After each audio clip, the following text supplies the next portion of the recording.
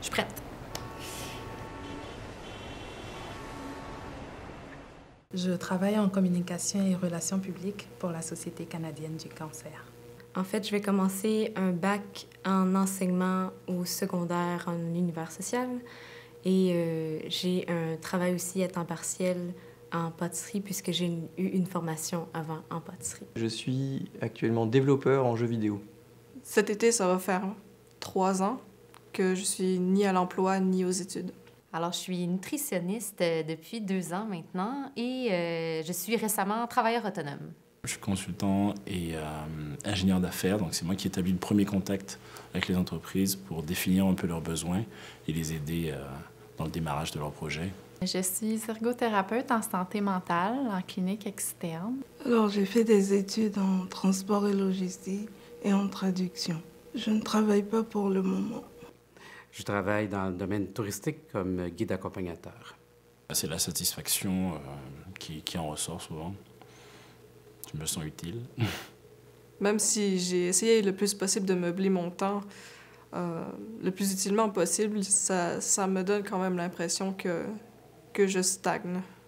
C'est souvent un sentiment de rejet ou un sentiment d'infériorité.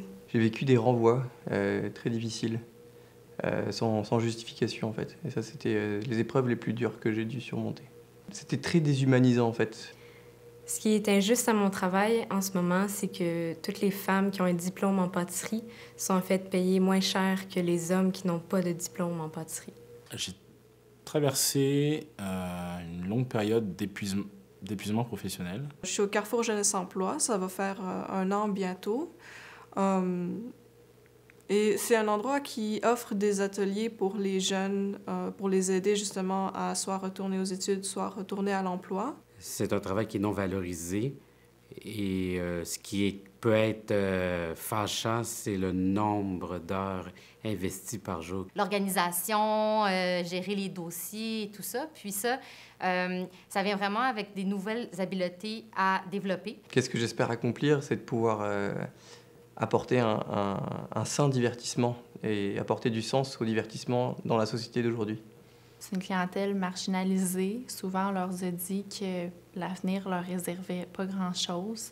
Je veux qu'ils puissent sentir qu'on croit en eux. Je suis reconnu comme catholique dans mon travail, avec les mauvais aspects, mais aussi et beaucoup de bons aspects.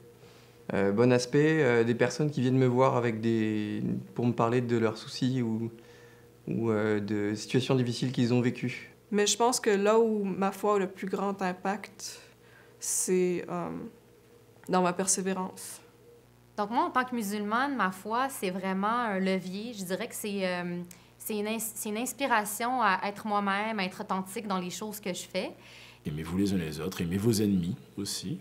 J'ai clairement rencontré des patrons, des collègues qui ne m'aimaient pas, qui ne t'aiment pas. Tu apprends dans le monde avant en tout cas, je les écartais ces gens-là, sauf que tes collègues, tu les écartes pas. La ferme conviction que les personnes devant moi sont fondamentalement sacrées, qu'il y a une petite part de Dieu en eux, que la relation que j'ai avec eux, c'est une richesse. Exiger une somme de travail qui écrase le corps et qui en consume les forces jusqu'à épuisement, c'est une conduite que ne peuvent tolérer ni la justice, ni l'humanité. Combattre la misère et lutter contre l'injustice, c'est promouvoir le progrès humain et spirituel de tous, et donc le bien commun de l'humanité. La rémunération est l'instrument le plus important pour réaliser la justice dans les rapports de travail. Les syndicats sont appelés à protéger aussi les travailleurs aux contrats atypiques ou à durée déterminée, les travailleurs dont l'emploi est mis en danger par les fusions d'entreprises, ceux qui n'ont pas d'emploi, les immigrés, les travailleurs saisonniers, ceux qui, par manque de recyclage professionnel, ont été expulsés du marché du travail. Par leur travail, les femmes et les hommes participent à l'art, à la sagesse divine, rendent la création plus belle et alimentent le bien commun.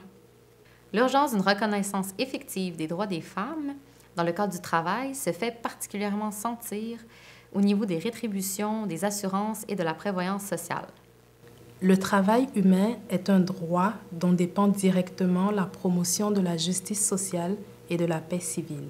Le 7e jour, Dieu se reposa de tout le travail qu'il avait fait.